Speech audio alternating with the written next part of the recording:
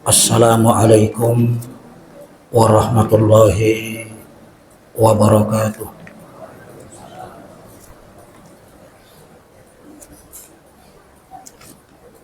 Alhamdulillahi rabbil alamin. Wassalatu wassalamu ala asyrafil anbiya'i wal mursalin Nabiyyina Muhammadin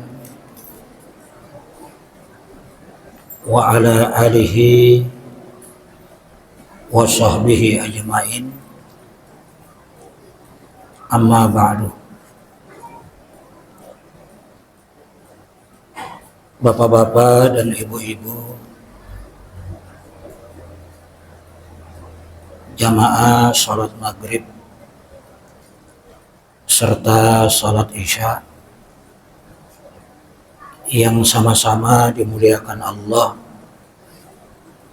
sama-sama ulun hormati. Alhamdulillah, tentunya dengan izin Allah di kesempatan malam hari ini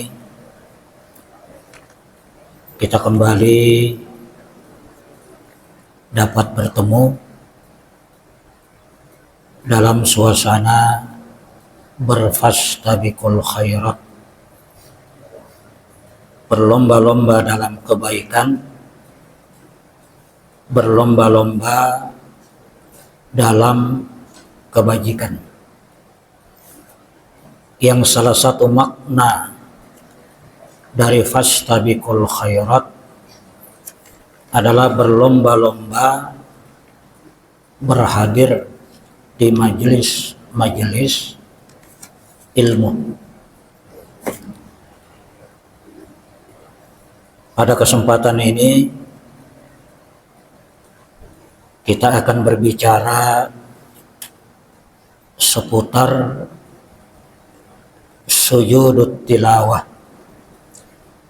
Sujud tilawah berdasarkan tuntunan, berdasarkan sunnah Rasulullah sallallahu alaihi wasallam.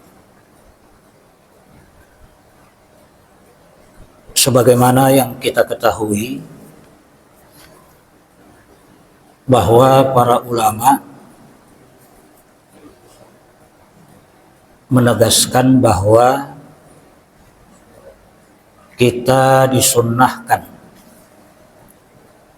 untuk sujud tilawah di 15 tempat. Hanya saja 15 tempat ini dibagi menjadi 3 bagian. 10 tempat yang disepakati oleh para ulama untuk melakukan sujud tilawah. Kemudian 4 tempat itu diperselisihkan oleh para ulama tentang sunnah dan tidaknya sujud di 4 tempat itu.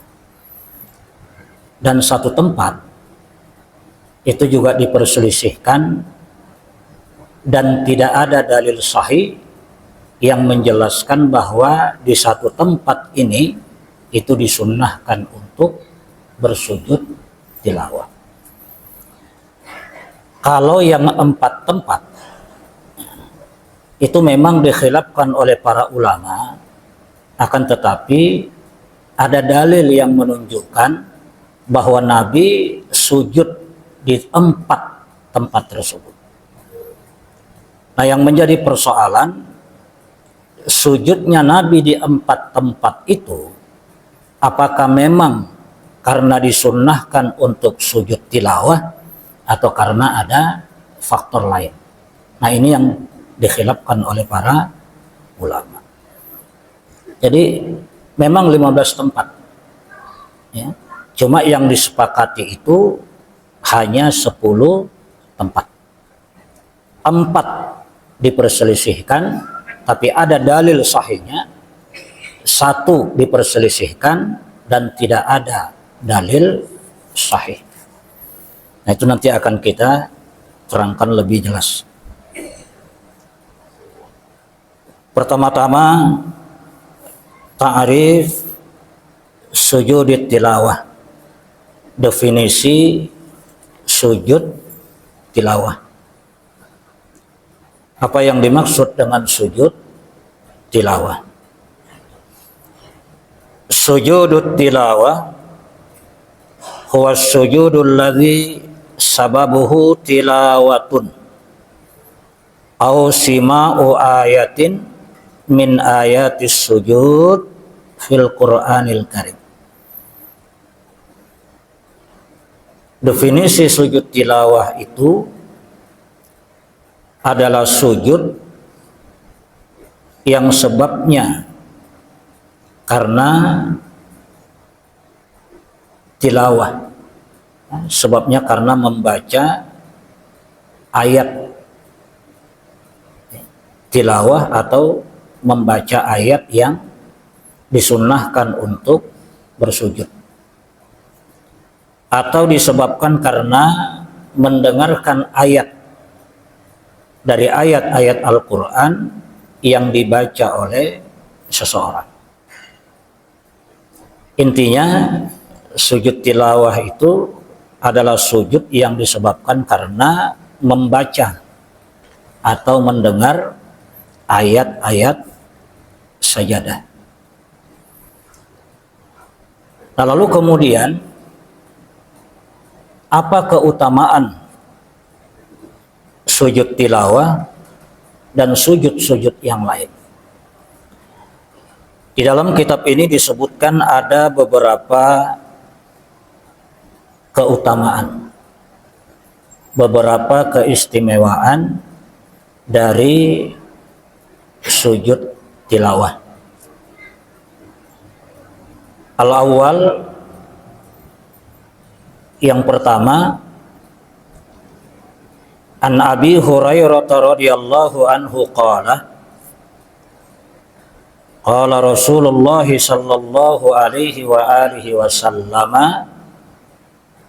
idza qara'a ibnu Adam as-sajada fasajada i'tazala syaitanu yabki yaqul ya wailah umira bis sujud fasajada falahul jannah wa umirtu bis sujud fa asaitu faliyan nar. Diriwayatkan dari Abu Hurairah radhiyallahu anhu, beliau berkata,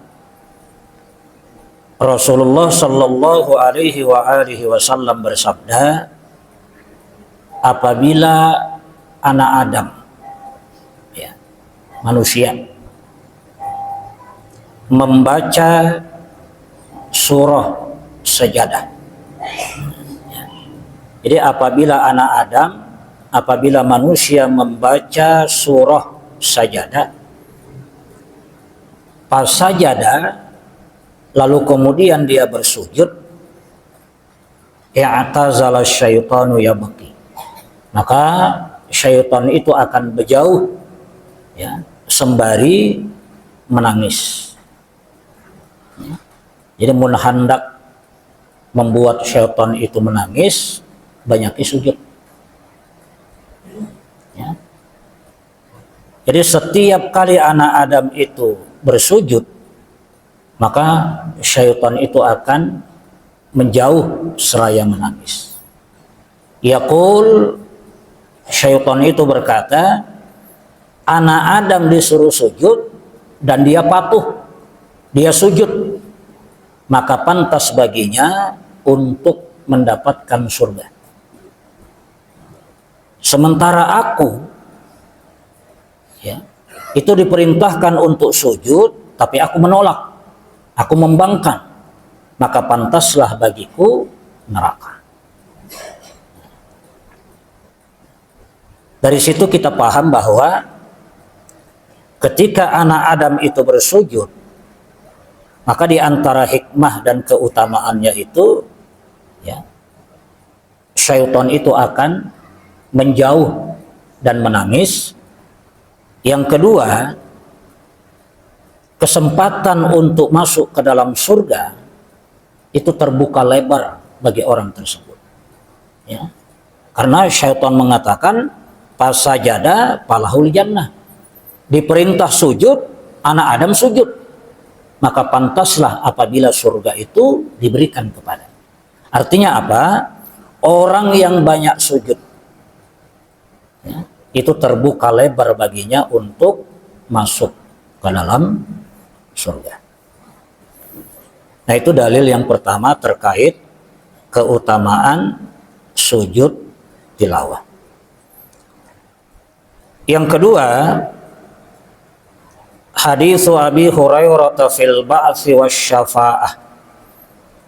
Hadis Abu Hurairah radhiyallahu anhu terkait penjelasan hari berbangkit dan syafaat. Di dalam hadis itu disebutkan hatta idza aradallahu rahmatan, ya, rahmatan man arada min ahlin nar. Sampai satu ketika Allah ingin memberikan rahmat, ya, kepada penduduk neraka. Nah, sampai satu ketika di mana Allah itu berkeinginan untuk memberikan rahmat kepada penduduk neraka. Fa'amaral malaika ayyukhriju man kana ya'budullah. Maka Allah perintahkan malaikat-malaikat tertentu, ya, untuk mengeluarkan dari neraka siapa saja yang beribadah kepada Allah. Walaupun sekali, Pak. Asal orang itu pernah sujud, walaupun sekali, maka Allah akan berikan tanda sujud di keningnya, ya. Cuma apakah tanda hitam atau seperti apa itu wallahu a'lam. Cuma Allah akan berikan tanda sujud sebagai bentuk pembuktian orang ini pernah sujud walaupun sekali, ya.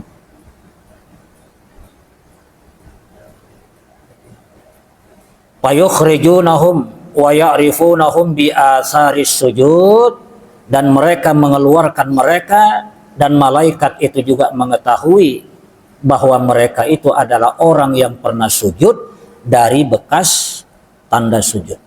Nah, jadi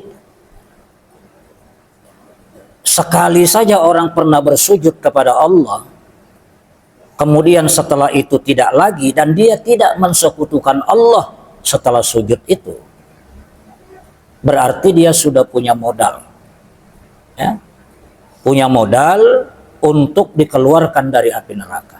Cuma persoalannya kapan dikeluarkan, nah ini yang menjadi persoalan.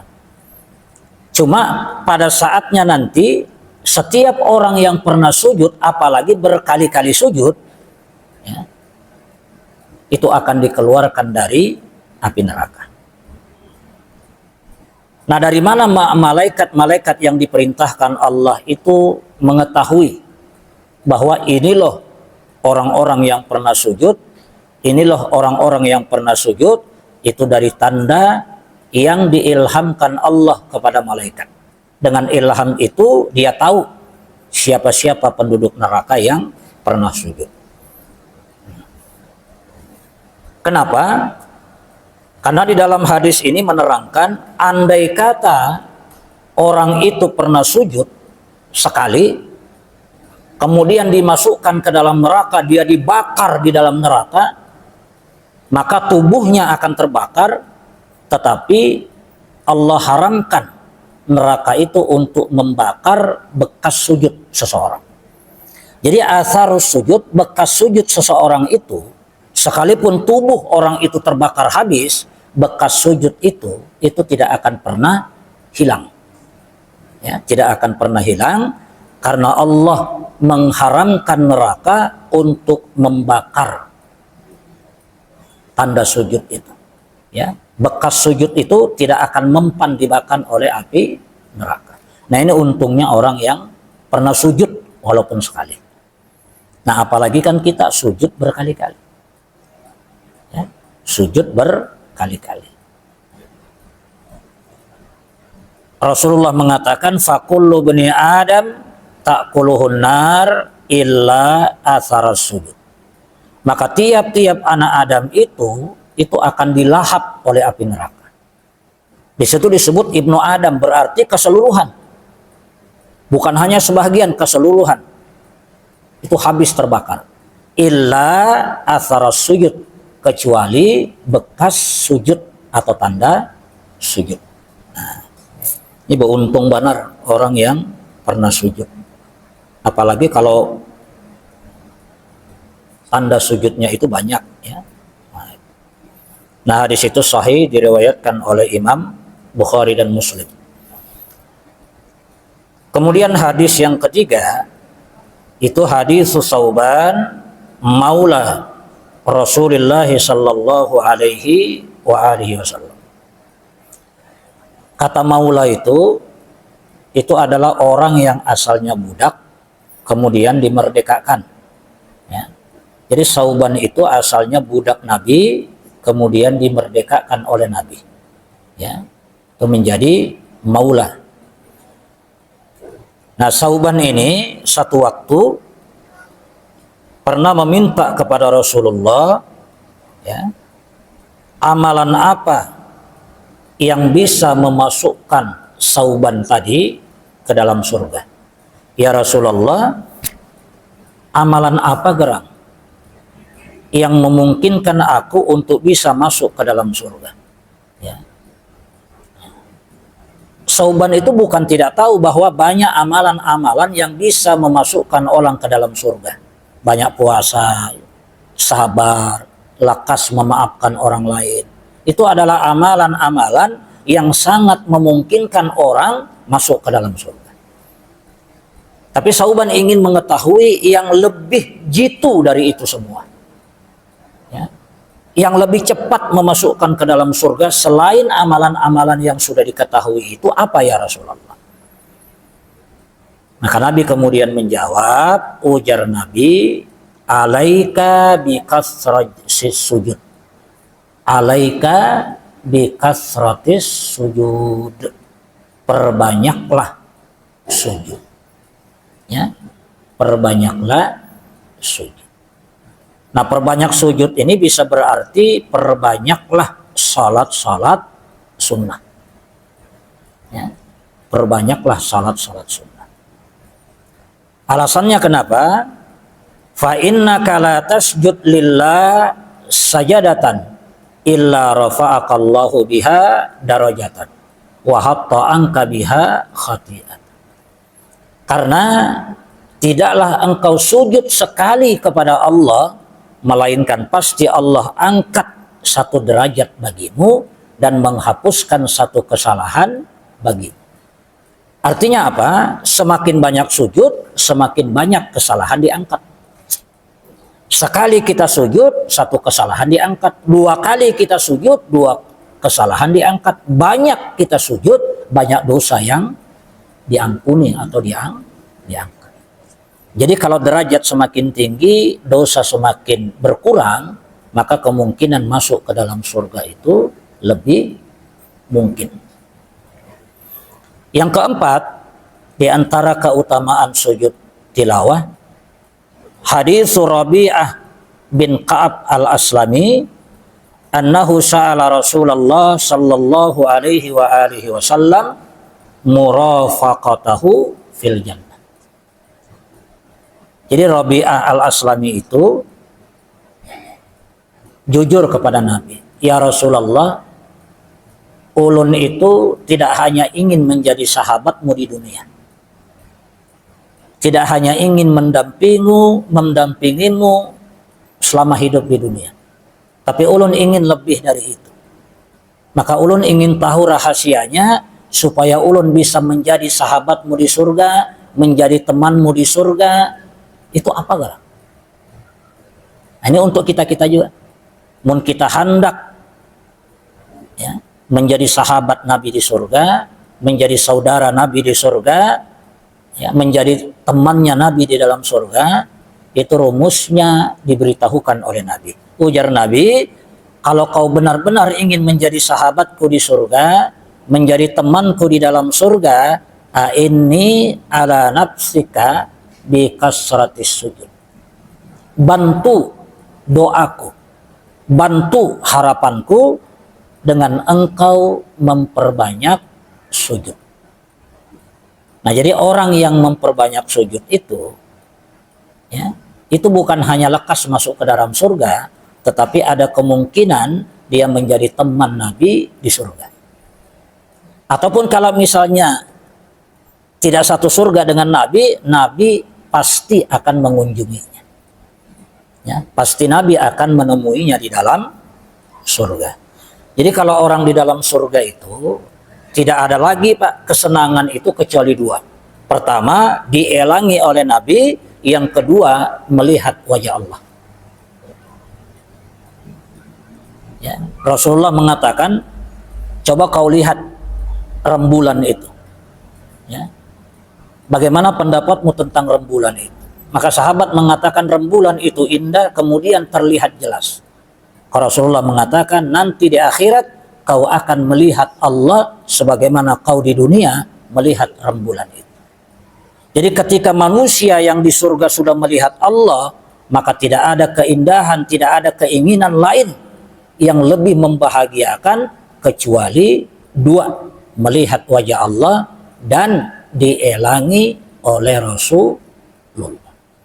Nah, bagaimana gambaran melihat Allah itu? Wallahu a'lam. Karena kita belum masuk surga. Cuma kita yakini itu karena Rasulullah berujar seperti itu. Nah, ini beberapa keutamaan bersujud sahwi berdasarkan hadis-hadis Nabi Sallallahu Alaihi Wasallam. Kemudian hukum sujud tilawah. Nah, ya. Hukum sujud tilawah itu menurut para ulama ada yang mengatakan wajib, ada yang mengatakan sunnah. Tapi setelah kita lihat berbagai dalil-dalilnya, lalu kemudian melakukan perbandingan, maka yang lebih kuat tentang hukum sujud tilawah itu adalah sunnah. Ya. Apa dalilnya? Di antara dalil yang bisa kita kemukakan adalah riwayat Umar bin Khattab. Ya. An Umar bin Al-Khattab annahu qara'a yaumal jumu'ati 'alal mimbar suratan Nahli hatta idza jaa as-sajada fanazala fasajada an-nas hatta idza kanatil jumu'atul qabilah qara'a biha hatta idza jaa as-sajada qala ya ayyuhan nas innama namurru bis-sujud faman sajada faqad asaba wa man lam yasjud fala itsma alaihi wa lam yasjud Umar radhiyallahu anhu. Nah, ya. Ini sahih diriwayatkan oleh Imam Bukhari. Jadi di zaman khalifah itu Bapak Ibu, itu khatib Jumat itu kada bergantian. Yang imam salat Jumat khalifah, yang khatib khalifah. Ya. Jadi tidak berganti. Khalifah. Nah, Umar ini pada suatu waktu beliau berkhutbah di atas mimbar ya, hari Jumat. Khutbah di atas mimbar, kemudian membaca surah An-Nahl. Kalau khutbah Nabi atau khutbah para sahabat itu biasanya yang dibacakan surahnya. Ya, kadang membaca surah An-Najm, kadang membaca surah Al-Insyiqaq ya. Itu khutbahnya. Karena mereka paham bahasa Arab, jadi cukup membacakan firman Allah. Nah, kebetulan Umar ini membaca surah An-Nahl. Ya, jadi khutbahnya itu ya surah An-Nahl. Ya. Kemudian begitu sampai dekat dengan surah Sajadah, belum terbaca, cuma parak dah surah Sajadah. Maka beliau berkata kepada jamaah sekalian, kita akan melewati surah Sajadah. Ya. Nah, barang siapa yang sujud, maka dia telah menetapi sunnah. Barang siapa yang tidak sujud, maka dia tidak berdosa. Kemudian Umar turun dari mimbar, menghadap kiblat, kemudian sujud, ya, sujud tilawah, diikuti oleh seluruh jamaah yang ada di Masjid Nabawi.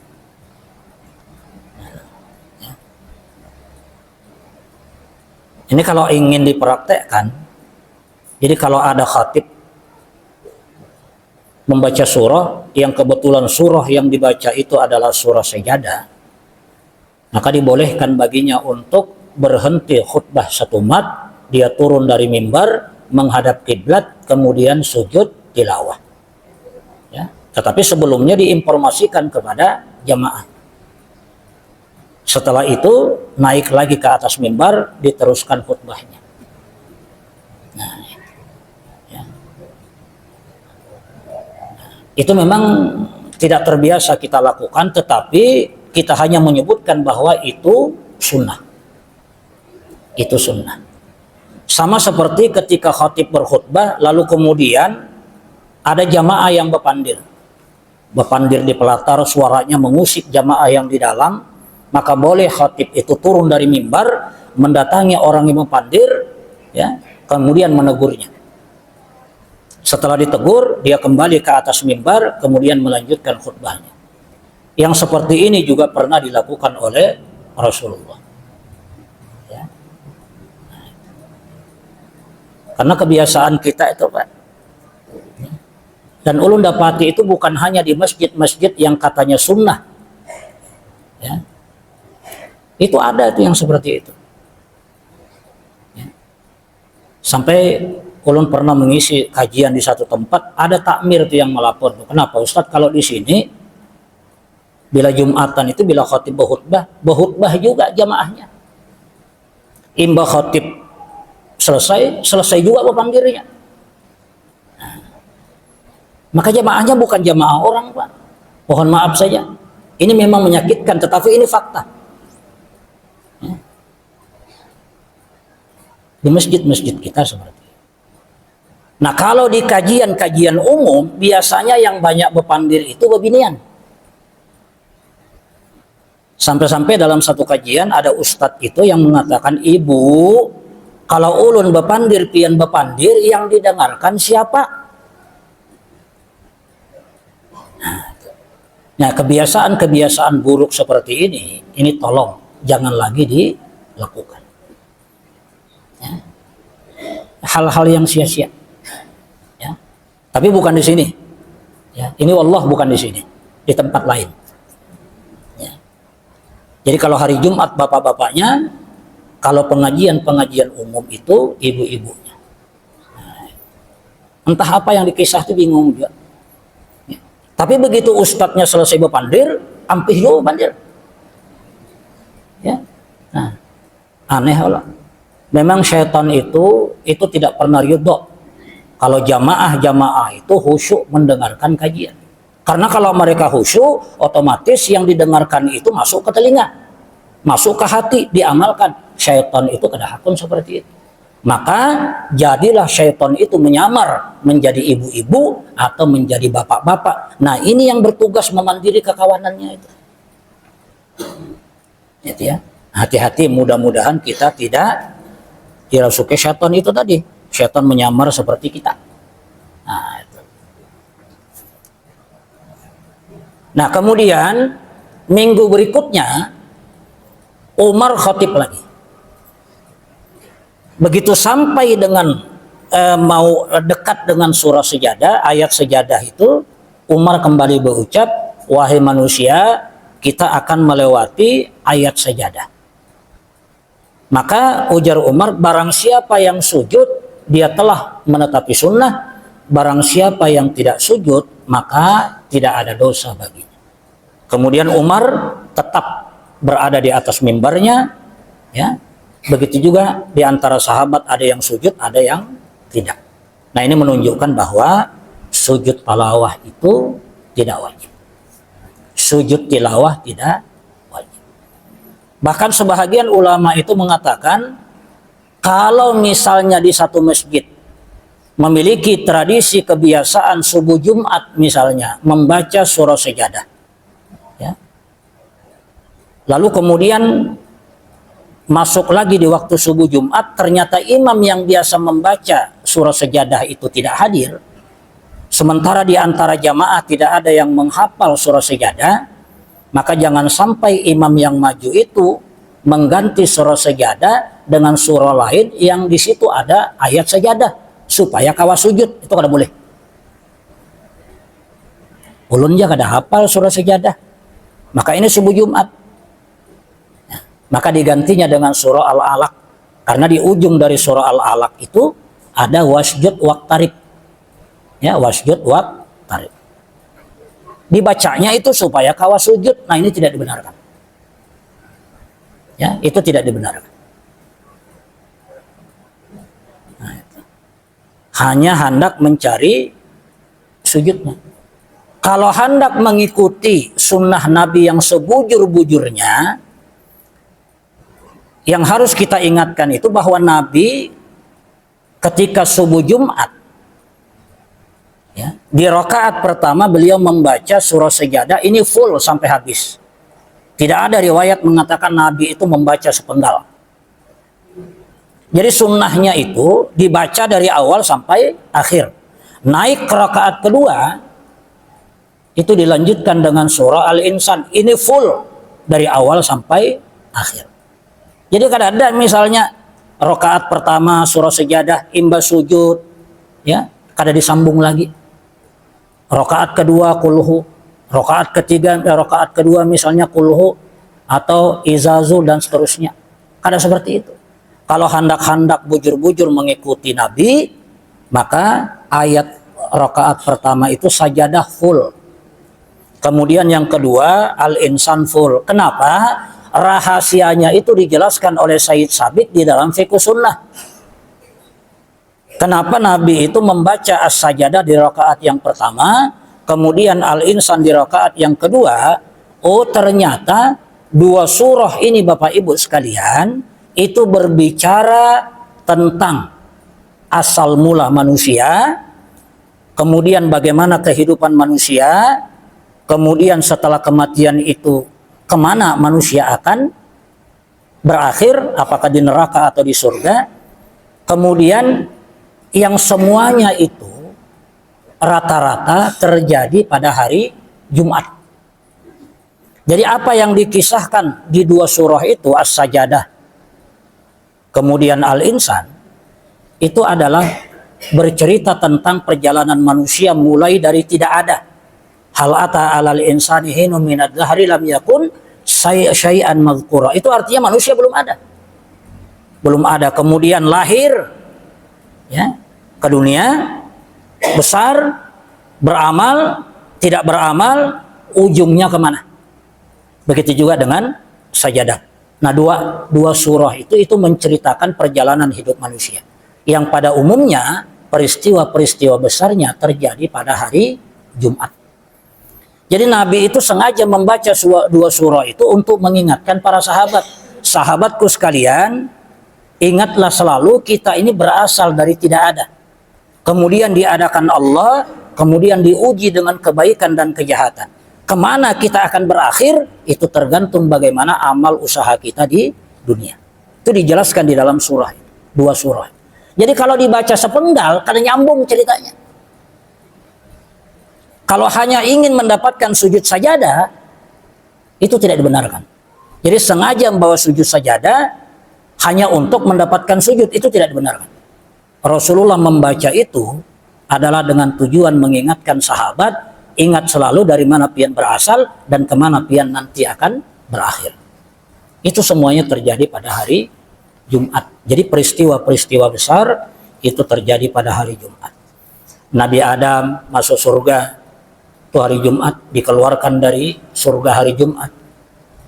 Awal mula masuk syafaat hari Jumat, ya, masuk surga syafaat hari Jumat. Dan seterusnya banyak peristiwa-peristiwa. Kemudian kiamat terjadi pada hari Jumat, ya. Hari berbangkit hari Jumat. Jadi banyak peristiwa-peristiwa yang terjadi pada hari Jumat. Makanya Nabi membaca di surah Jumat. Nah, itu rahasianya. Jadi kalau dipotong itu ibarat cerita, itu tidak nyambung.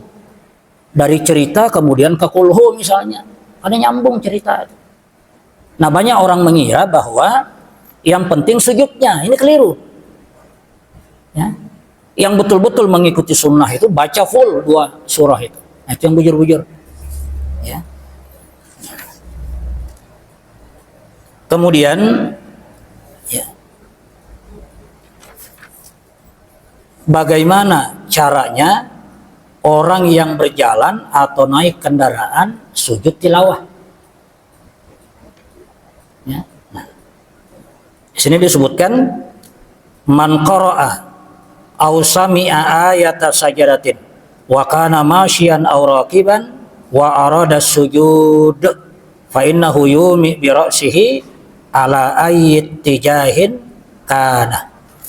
Jadi barang siapa yang kebetulan di dalam mobil taksi misalnya, atau berada di atas sepeda motornya, atau berada di atas kendaraan mobilnya, pada saat itu dia sedang menghafal surah Sajadah misalnya, atau sedang mengulang-ulang ayat Sajadah, maka ketika sampai pada wahum la yastakbirun, ya, ini baik yang berjalan, yang berkendaraan, apabila ingin sujud maka cukup baginya menganggukkan kepala.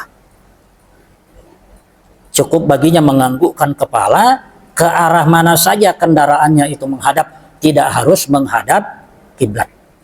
Misalnya menghadap ke utara misalnya, menghadap ke selatan misalnya. Kebetulan sampai ayat wahum la yastakbirun, maka cukup baginya mengangguk. Ya. Nah, kalau misalnya hendak afdal lagi, ya, kalau misalnya parak masjid bisa inya singgah serumat, sujud, ya, lalu kemudian kembali di sepeda. Nah, cuma itu kalau yang kita dengar orang yang membaca pakai mic, misalnya ini kalau mendengar, misalnya kita lalu, ya, ada orang membaca ayat Sajadah misalnya pakai mic, kedengaran oleh kita. Wahum la yastakbirun, maka boleh kita terus sambil menganggukkan kepala, ya, dalam posisi kemana saja kendaraan kita itu menghadap.